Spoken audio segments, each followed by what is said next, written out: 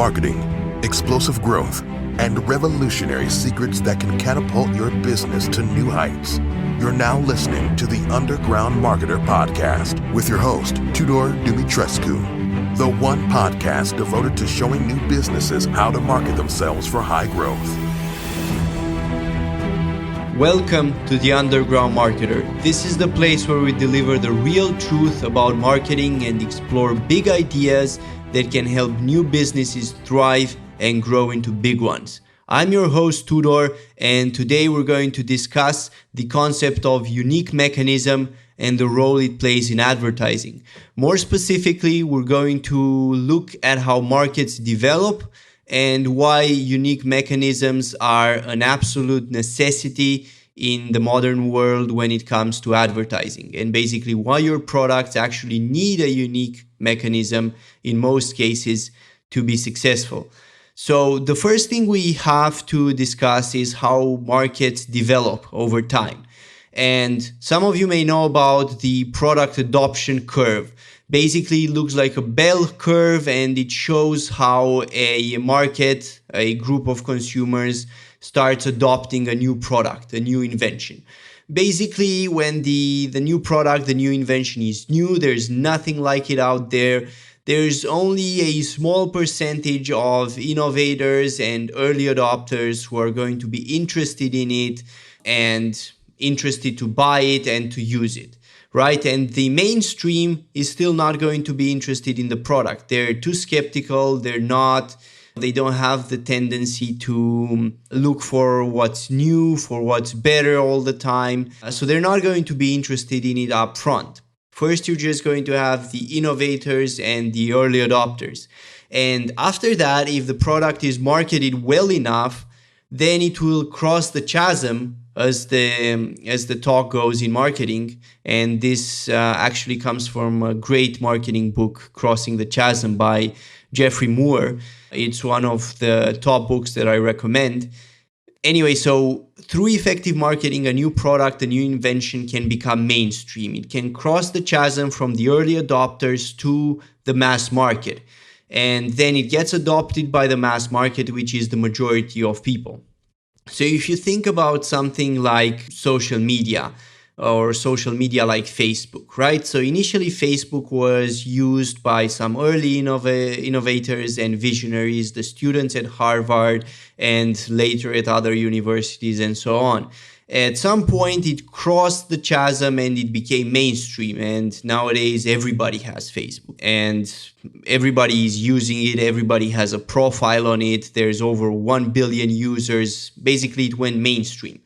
So that's how markets progress. And one of the things that frequently happens over time in markets is that products have a tendency to go from being unique and scarce initially when they're new to basically becoming commonplace and extremely abundant. In other words, the products become commodities, right? And you have a lot of them. Think about something like sugar, for example. Initially, sugar was very valuable. It wasn't commonly available for everyone. Over time, though, and in our modern society, it's become a pure commodity. You know, you can find it at every supermarket. There's nothing special about it. It's commonplace. It's abundant. And the thing with products is that once the market matures and the products become commodities, they tend to be described very well by what we know in economics as perfect competition. And that basically means that market participants, the suppliers, they can't make any meaningful profits in perfect competition, right? The profits are zero. There's so much competition out there, so much options to buy the same product, and it's a commodity, and basically there's no profit left in it. So that's why basically when you're doing advertising and when you're doing marketing, you never want to sell a commodity, because it's just never going to work out through advertising. It's just not effective and you can't do it profitably. You know, it's one of the reasons why you don't see packs of sugar or packs of salt advertised on TV or advertised on Facebook or wherever else, because they're commodities. You know, there's nothing that sets them apart. There's no reason why consumers should prefer one brand over the other. So the important point here is that markets, they develop over time, and they start from being new when the product and or the invention is just introduced to basically being overcrowded and being full of competitors and full of variety. And it gets to a point where you just can't make any profits. And that's basically how we go from what's known as a blue ocean into a bloody red ocean, which is competitive. There's no profits left. And I'm using here the terminology from the book Blue Ocean Strategy by Chan Kim and René Mauborgne, which is a great read about just how markets go from when a new value innovation is basically introduced to when it gains mass adoption and a lot of competitors come in, a lot of suppliers come in, and it becomes commonplace and abundant and profits go to zero. So the first thing to know when you're starting an advertising campaign or when you think about marketing anything is basically to look at the stage that the market is at. And the way you do that is that you really have to listen to your competitors, listen to your customers, see the kind of advertising competitors are doing, and also how big competitors there are and how many there are. You know, if you're in a market with a lot of competitors, then you're in a red ocean pretty much. And if you're in a market with few competitors, you're in a blue ocean. And in between, maybe we can say that you're in a pink ocean. You know, there's some competition, but not enough to basically turn it into a red ocean. And actually, a pink ocean is quite good for new businesses, you know, because it shows that there is demand there, you know, and at the same time, it's not so competitive that profits are zero and you can still build and scale a business in a pink ocean. So it's great for new businesses. And actually, here's where the concept of unique mechanism comes in. You know, so as marketers, we come into such a market, into a red ocean, for example, and let's say that we're trying to sell a new weight loss pill or a weight loss supplement. And of course, the weight loss market is super crowded. It's been going on for over 100 years, and people have always been interested in losing weight, and they will keep on being interested in losing weight. So products do have a tendency to become commodities. You know, it's just another weight loss pill. You know, there's nothing different about it. So the role of advertising and the role of marketing in such situations is to basically do the opposite. You know, if the market is taking products towards where they become commodities, the role of advertising is to differentiate products to the point where they become unique with nothing like them almost. So how does that happen? Well, as marketers, we cannot change the product. But what we can do is we can add a unique mechanism to it. And what that means, and sometimes, by the way, this is called the big idea or the hook of the promotion. It doesn't really matter how you call it. But fundamentally, what it means is that it's the secret of the product that really makes it different from all the other products on the market. More specifically, it's what allows this product to deliver the results much better than any other product out there. So let's say that we're dealing with a weight loss pill, and there's this one ingredient that's in it which makes it different from everything else. So that would be an example of a unique mechanism, you know, and basically this goes back to the fundamental idea that people, they're not buying a product, they're buying a desired result, an idea of how they'd like to be.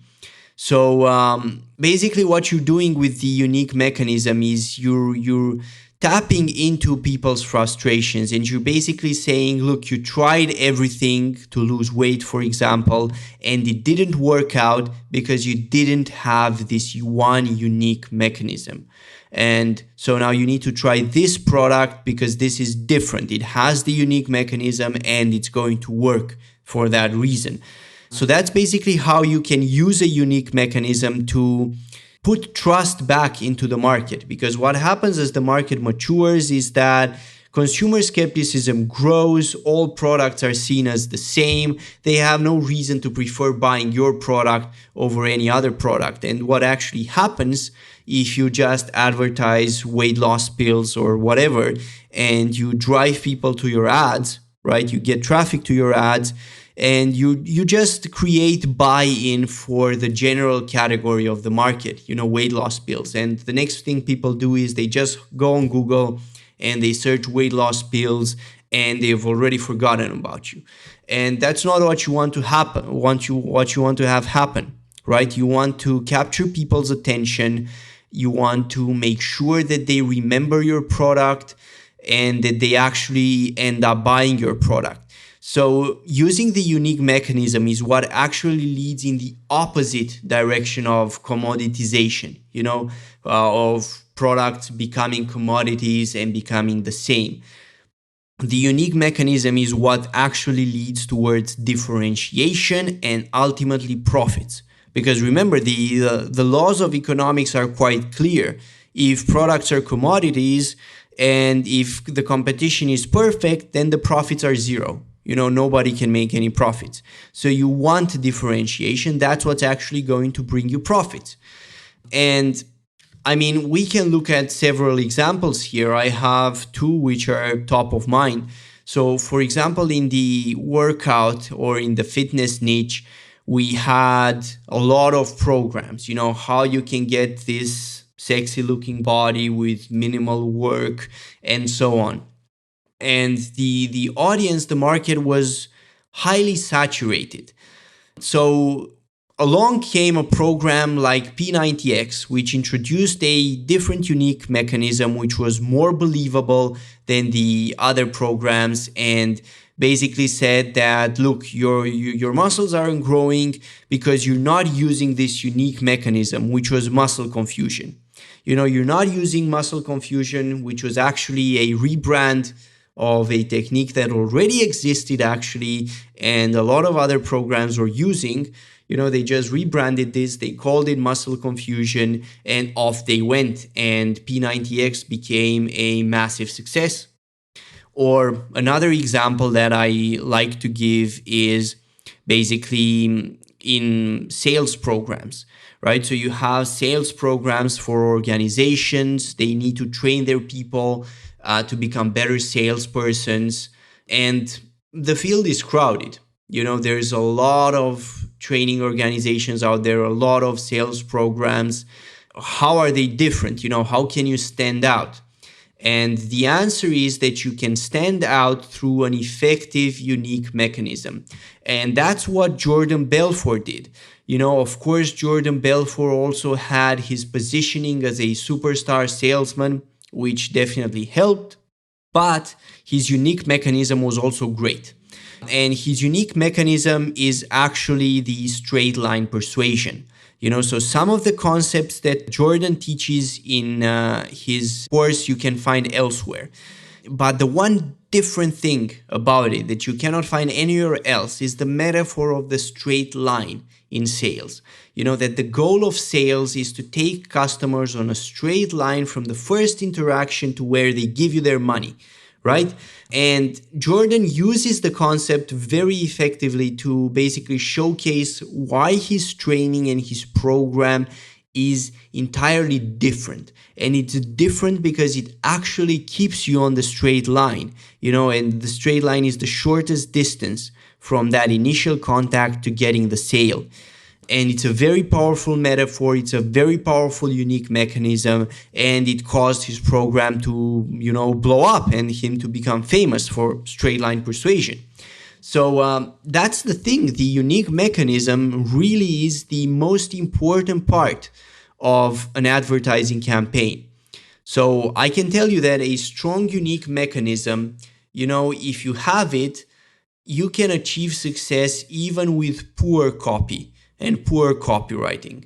Whereas if you have great copywriting, but you have a poor unique mechanism, then you will struggle.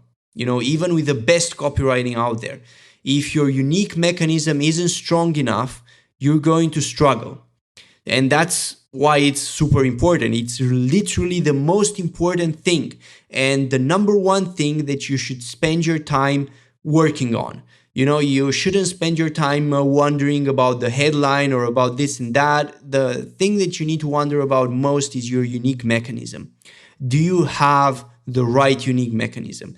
The unique mechanism that ties into what your product does that's different from everything else out there.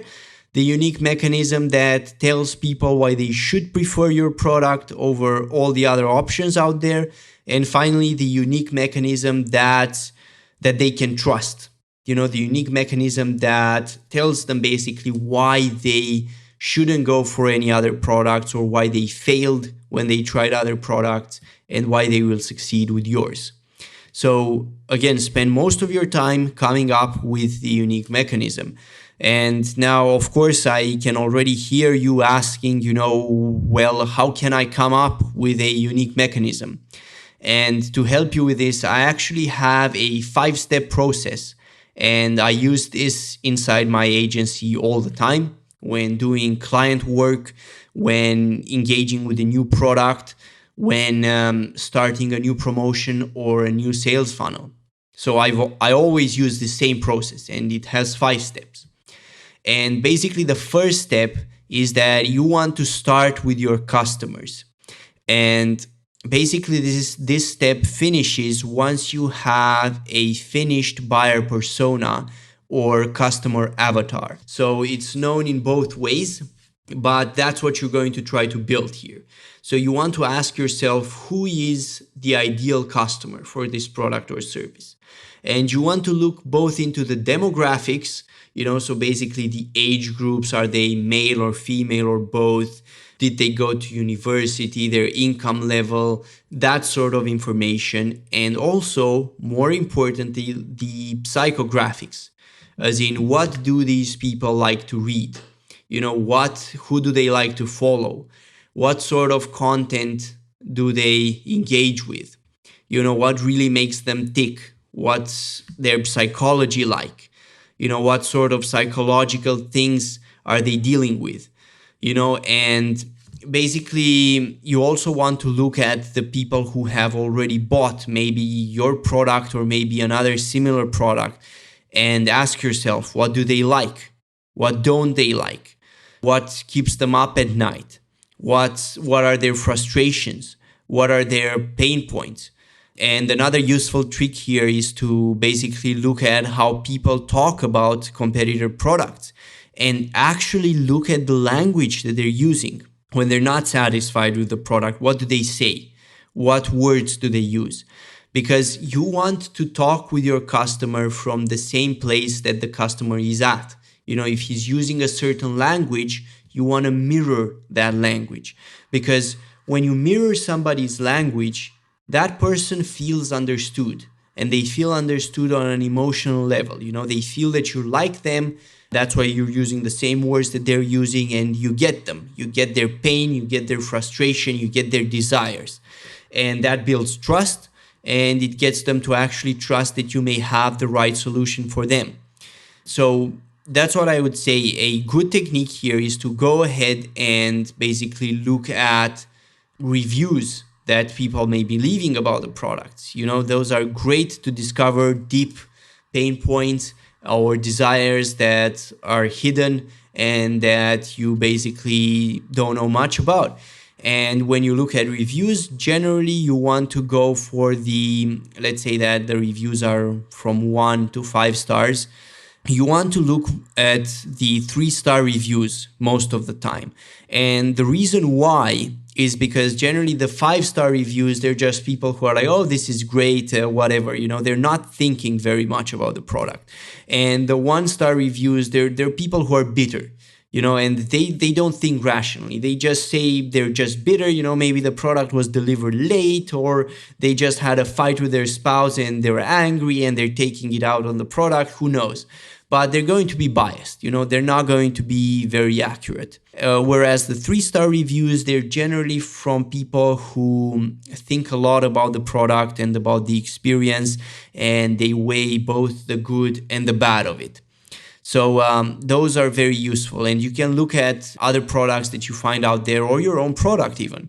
So this sort of going over reviews, checking for the customer language that they're using there, the problems that they're having, it's going to help you out to come up with a strong, unique mechanism.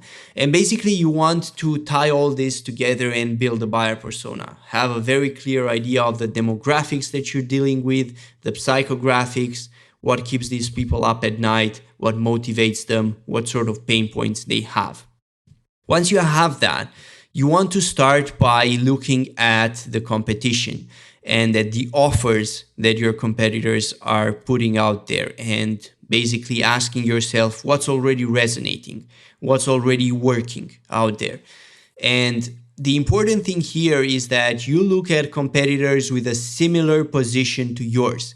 And this is very important because a lot of people, they make the mistake of basically thinking that, oh, I'm, let's say, a coach, so let me look at what Tony Robbins is doing. And the truth is that what Tony Robbins is doing has nothing to do with what's going to work for you. Zero. In fact, what Tony Robbins is doing is probably going to fail big time for you. You have no reason to look at Tony Robbins because Tony Robbins is so far ahead of where you're at now. He's already has a position and a brand which is so much stronger than your brand. So the people who look into him, they're never going to look into you. They're not going to consider you because they look for different things. A lot of them look for somebody who does have that big brand or who does have that strong position that's solidified in the market for 20, 30 years. So just looking at how Tony Robbins does his marketing is not going to be very useful. He's not a competitor of yours. He's too far ahead. So you need to look at competitors who have a similar position in the market to you. Other coaches who are starting at a lower level, who don't have the brand recognition, who don't have the name recognition, what are they doing that's actually working, that's actually responding well in the market? So check out what ads they are running. There are all sorts of softwares that will enable you to check out and spy basically on what ads people are running.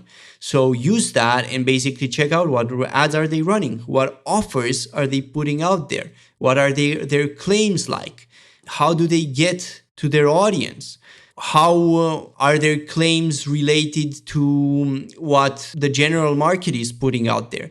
You need to start asking yourself these questions, and you also need to start paying special attention to people who have been running their ads for a long time. Because people who have been running for their ads for a long time in a position that's similar to yours, those people are making money. They wouldn't be running those ads if they weren't already making money. So I can't emphasize how important this competitor research is. And it really ties in with the first step as well, because when you look at your competitors, you also get to see what your buyers respond to. The kind of language that your market resonates with and the kind of offers that are really selling out there. And that's what starts giving you an idea of the things that actually work in the real world. You don't just sit in your chair and you dream about this new product or this new campaign and make it work. That's not how it happens. You need to research. You need to dig deep into your market. You need to dig deep into what's actually working. Figure out what people are doing that's actually already making money, because they're doing something well if they're making money. That's what you want to start by looking at. And people always ask me for a shortcut in business. How can I just be successful in business? Well, what's the shortcut? And I say, especially when it comes to marketing, is check out what your competitors are doing. What's working out there? How are these guys getting their customers? What are they doing that you're not? And that's how you can figure it out.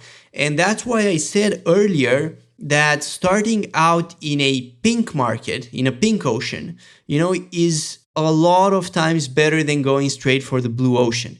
Because creating a new blue ocean, as the Blue Ocean Strategy book discusses, is actually difficult. It takes a lot of capital, it takes a lot of time. There's a high risk of failure in there. Whereas if you find a pink market And you go in there and you actually look at what the competitors are doing and you find a unique mechanism that does it better than they do, that makes you stand out, you can be a lot more successful, a lot faster with a lot less risk. So it's quite a big deal, and you should definitely not skip out on this competitor analysis. You can get a ton of insights out of it. And of course, we mentioned looking at reviews in the previous step. Reviews are also helpful here. Of course, all the time when you look at reviews, you want to take into account bias, how the reviews were obtained, and all that sort of thing. So obviously, the more authentic they are, the more real they are, the higher value they have in actually helping you see what's working on the market. And with regards to your competitors, those 3-star reviews, they will tell you what people are frustrated with when it comes to competitor products. So you start to see what people are frustrated with, what the gaps are in the market, and what you could actually offer to fill in those gaps. And basically, after you do those first 2 steps, only then do you start looking at your own product in depth and ask yourself basically what's unique in it and what's unexplored in it. And a lot of people make the mistake of starting from this step, from step number 3, from their product. They're obsessed about their product, best thing ever. Oh, let me tell you how it's so different. But the truth is that most people's products are not different. They're not different at all. In fact, they're commodities. They just want to believe that they're different, but there's zero difference in there. And I can't emphasize this enough because everybody and a lot of people, they will come to you or they will come to their friends or whatever, and they will say, oh, I have this product, and it's so innovative, it's so different, it's going to change the world. And that's not how it is. You have to think clearly about these things. You don't have to, just because it's yours, think that it's the best. You have to think from an objective point of view. And the questions you want to ask yourself at this stage are basically, how is the product manufactured? How is it used? What makes it work? Is there a special system that gets results? Like, are there results behind it that makes it different? And really try to identify the factors that are unique and maybe unexplored in it. So let's say that you're selling beer. There's a lot of beer companies out there. So what really makes your beer different? Maybe it's the way you brew it. Maybe it's home brew. It's beer that you brew at home, and that's why it's different from the beer that's created on the market at large and that they can buy from other producers. So that's the sort of thing that you want to think about here and explore and make a list of. And all the time, you keep notes on your customers, keep notes on the competition, keep notes on your product, and build those out as you go through this process. And basically now we're reaching step 4. What you want to do in step 4, you want to go over all the research that you've done and start brainstorming. You also want to go into a bit more depth in some research here. You can also go into this research at previous steps, but basically it's important that you cover and go into a lot of depth through all the materials that you have available and through everything that you can research about your market. So customer testimonials, customer sales calls, a lot of, for example, let's say that you're a coach, a lot of times you will have calls with your clients. Give those to your marketing team. Let them see how you interact with the clients, what's really unique about that interaction. Customer interviews are also very powerful. If you don't have any, you can try to interview people, try to set up interviews, and basically try to get it to work. And obviously go through everything that you have, the previous ads, the competitors, everything. And just make sure that everything is working out fine, that you have everything that you need. And once you have that, you can start brainstorming for your unique mechanism. And brainstorming is straightforward. Whatever comes into your mind as the possible unique mechanism for your product that's going to make you stand out in the market and that's actually unique and it's actually going to resonate with people. These would be the 3 criteria. That's what you want to go for. And step 5, after you do all this and you spend time brainstorming and so on and so forth, you want to let it go and basically stop thinking about it, relax, and let some answers come to you. After you've done all the work and with your conscious mind and through effort, you basically want to let go and let your unconscious start working on it, and answers will come up. You'll actually be surprised. Try doing other things, try doing things that relax you, that put you in a relaxed frame of mind, and you're going to have these flashes. Ideas are going to flash into your mind. And when this happens, it's very important that you actually take note of them, so carry a small notebook around with you, something that basically allows you to take note of the ideas that you have when this happens. And the ideas that come from your unconscious mind, after you've already put in the work, and this is very important, after you've put in the work, because there's some people who think they're very smart and, let me just jump to the unconscious and let my unconscious come up with it. And that's not how it works. You actually need to put in the work. You need to feed in your unconscious, you need to feed it, with all these materials that it's later going to process to speed up the great answers to you. So that's why this is the final step.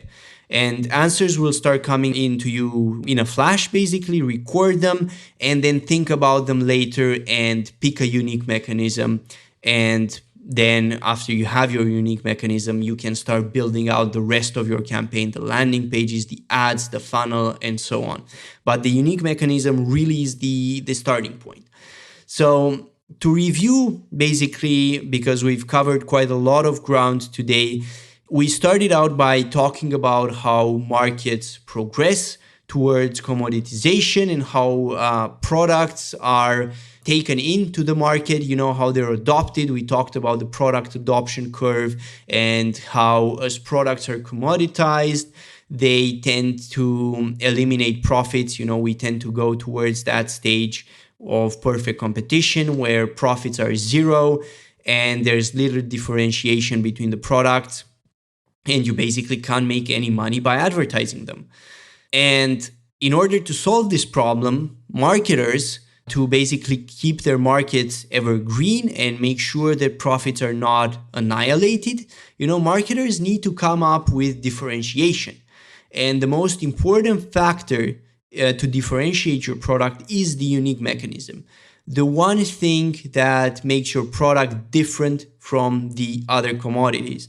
It's basically the, let's say, cause behind your product, what's actually going to make your product work.